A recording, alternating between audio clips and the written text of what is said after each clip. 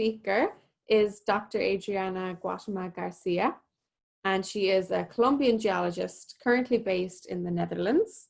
She has a BSc in geology and an MSc in remote sensing and a PhD in resource engineering.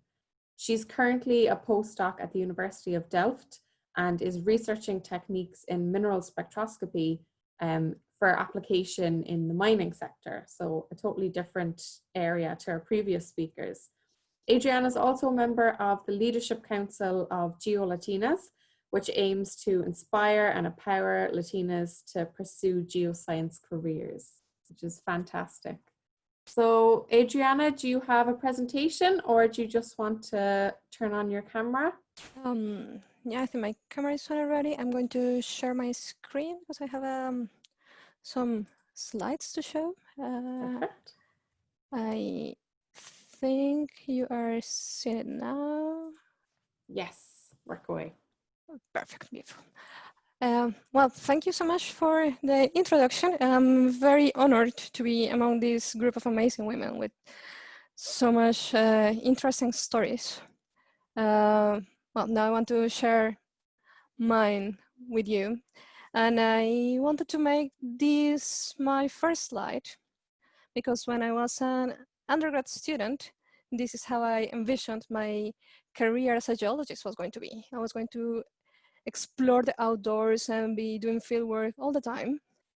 But time has passed and, well, things have changed a bit.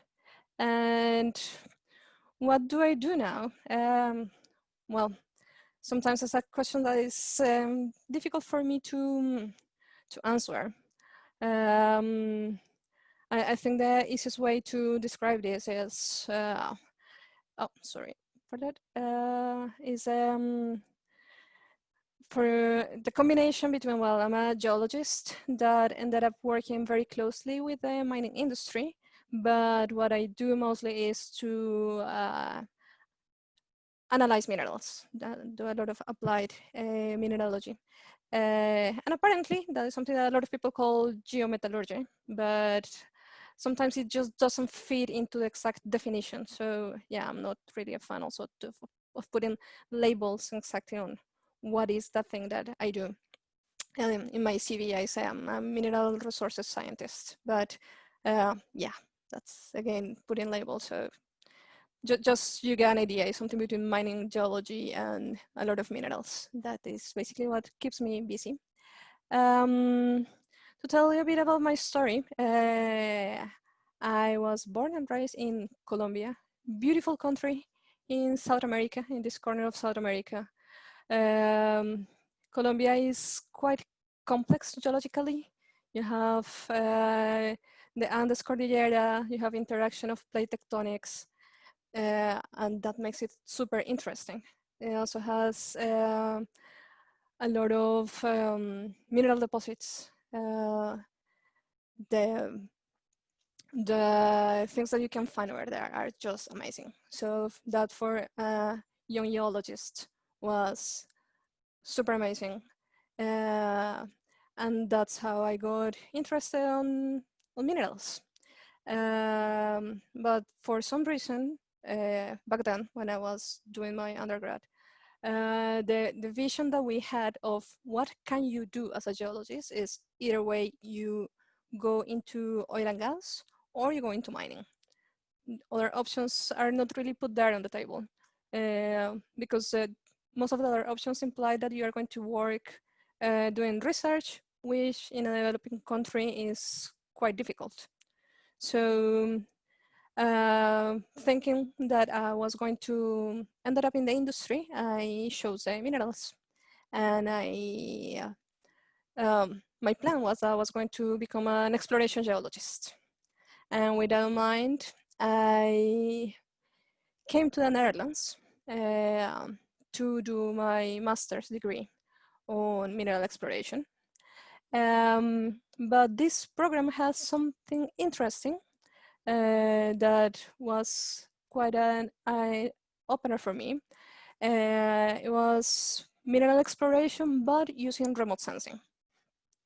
and with remote sensing and all the techniques that you use for seeing the planet from the space, you realize how things can be done in a different way. And then I also learned a lot of techniques to go and do field work. That is not just go and collect samples, but there is a lot of actual work that you can do there. And then I also started doing a lot of lab work, and I ended up also enjoying the lab quite a lot. And this was kind of a shift of mindset for me, because first I thought I was going to be doing field work the rest of my life, and then I realized that that was not the only thing that I could do. I also enjoyed working on the lab, and I enjoyed research quite a lot. My master's science was amazing. When I was writing my thesis, I was like, yeah, this is what I want to do the rest of my life, so I'm going to be a researcher. And of course, the next step, if you want to be a researcher, is to do a PhD. And so that's what I did. I stayed in the Netherlands, but moved to a different university. For my master's, it was in the University of Twente. And then for the PhD, I moved to Delft University. And then the idea for my PhD was to do something a bit more into mining, not the part of exploration, but more the part of extraction. So this was a project in very close collaboration with the mining industry. That's basically the mining industry puts the problem in there, and you in the academic world try to solve it. So the problem that I was trying to solve is how to optimize the extraction of minerals.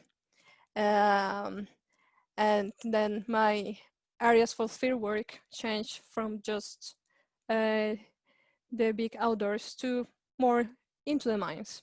But I had quite a good time as well over there. And that also brought me to a new world, because so far I was just working inside the academic environment. And now that I was working in collaboration with the mining industry, I started realizing that there were some things that worked differently. And one of them was the communication part. And the other part are, well, the problems that are more evident for the industry, that are the challenges that are inherent of the extraction of minerals. But working with them, that vision changes a bit on how the problems are perceived. The issue with communication was, from my perspective, basically, that you have in one side the geologists that are more into the sciencey part. We like telling stories, as you have seen today. But we also have the tendency not to give definite answers to questions. We give a lot of maybes. We don't commit with something specific. Was in the other side, for the mining engineers, of course, they are driven by production, by whatever is happening in the market. They like numbers, and sometimes they also need to make decisions quite quickly. And even the language that you manage in both sides can be different. For a same mineral, for example, in the industry, or the mining engineers are going to have one name for it, and then for geologists that means something completely different. For example, I was working with industrial minerals during my PhD, and I was working with kaolin, and for the mining industry, kaolin is the final thing that they produce. And for me, as a geologist, kaolin was the rock that is made of some minerals, among them kaolinite. But for them, kaolinite, that didn't make any difference. So when you notice that there are those things that kind of hinder the work when you are working with geologists and miners. Well, you realize that you need to do something about it. And then I didn't choose to be there. I just found myself in that position of saying like, okay, need to do something to bridge that gap between geology and mining. So yeah, that was a bit of a happy accident, I will say, because then I thought that was something really worth to pursue. So yeah, this is one of the issues I found during my PhD. The other one is as I told you before, one of the most obvious one is the problems of the mining industry itself. Well, right now there is more awareness of why do we do mining. That is, yeah, there are a lot of people that have valid arguments against exploitation of minerals. But then it's also like, okay, we still want to develop technology. We still want to create all these technologies that help for the energy transition. And for that, you are going to need a lot of minerals. Also, and that's something that a lot of people are not aware, there are other minerals that are really everywhere in our daily lives, in the food, in the toothpaste, and in paper, many things that we use daily, they have minerals. So giving up on mining is not really a choice. So here is the part that actually became my biggest motivation as a geoscientist, is mining needs to be happening, but not in the way that has been so far.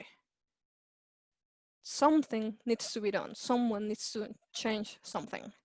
And the best way to do that is when you are within, when you know the problems and when you can create solutions. So with that in mind, I want to show you this poster that probably you are already familiar with. I really love it because this really puts in a very nice way all the possibilities that you can do in geosciences. And it really highlights how the role of geoscientists is not just relevant, but really essential for facing the challenges that our society is facing.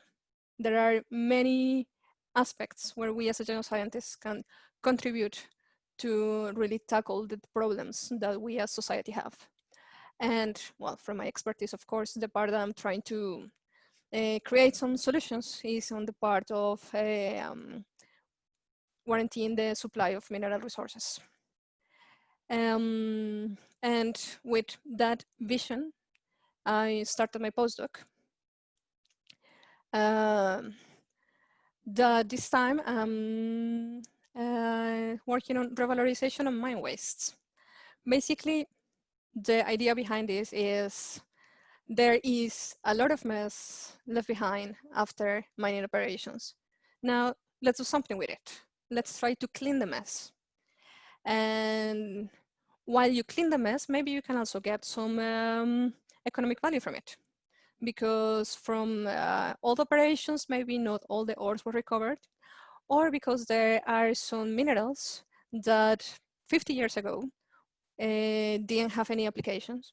But now, with all the development of new technologies, you have that they are quite important actually. And they are all now sitting there on the mine wastes. So the projects I'm working on now is on checking on mine wastes to see what is in there, what can be recovered, and then with once you intervene again on mine waste, or once you create profit from it, then you can also start fixing the problem. Then you can work towards remediation or rehabilitation or repurposing of the land. I find this topic very exciting because it makes a combination of the things I have learned, the things that I'm concerned about, as war citizen, for example. So yeah, I really think that working on this part, the impact that you can make is actually quite important. And after all these years working closely to the industry, I have also understood that it's not only about geology and it's not even only about mining. When you really want to create solutions that are relevant and they are going to be used in the world, you need to involve quite a more comprehensive group of stakeholders. Then you understand that it's also about the economic part, about the profit, and is of course about environment, and is of course about people, because you cannot do any kind of land intervention for a mining project if you don't take into account who are the people living there, how are they going to be affected, and how all these elements are going to interact between each other. So at the end, you end up learning things from many other disciplines, and you also end up collaborating with a lot of different people. Very quickly, because I know I'm running out of time, I want to mention a couple of hiccups that also have been during this trip. One is, well, as a Colombian, my first language is Spanish, and I had quite a hard time learning English. And that creates a lot of insecurities that is quite a problem. Working not only as a geologist, but also in the mining industry, that means that there are not enough women around. And that also becomes a problem when you are apparently way too cute. I am small, I'm just 1.50 meters tall, or small, and apparently I look younger than I am, which for some people, it doesn't make me credible when I'm trying to communicate about my science. So that's something that doesn't feel that good. And on the other part, coming from a developing country, you also have this, what we call the colonized brain. That is that you think that just things that coming out from Europe or from North America are good, and that we are always behind.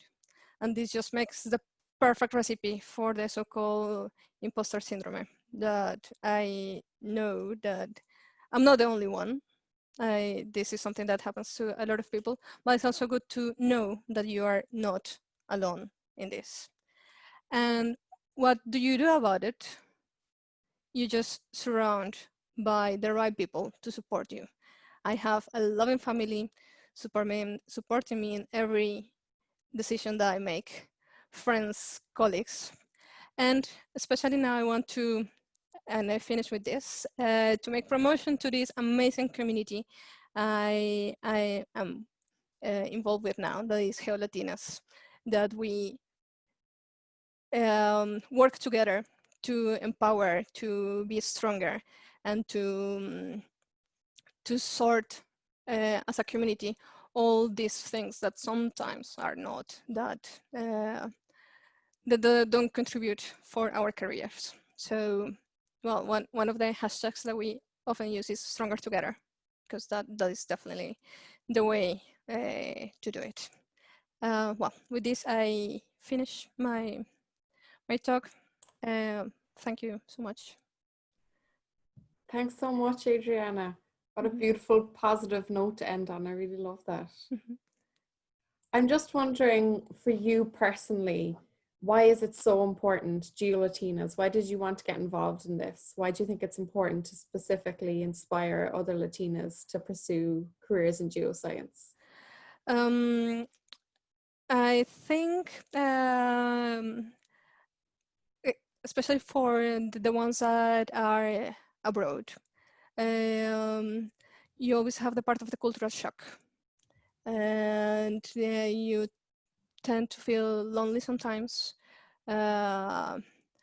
So you can be also shy on asking for help, on looking for the tools that you need to learn. And it's always easier when you have already a bond that comes from culture.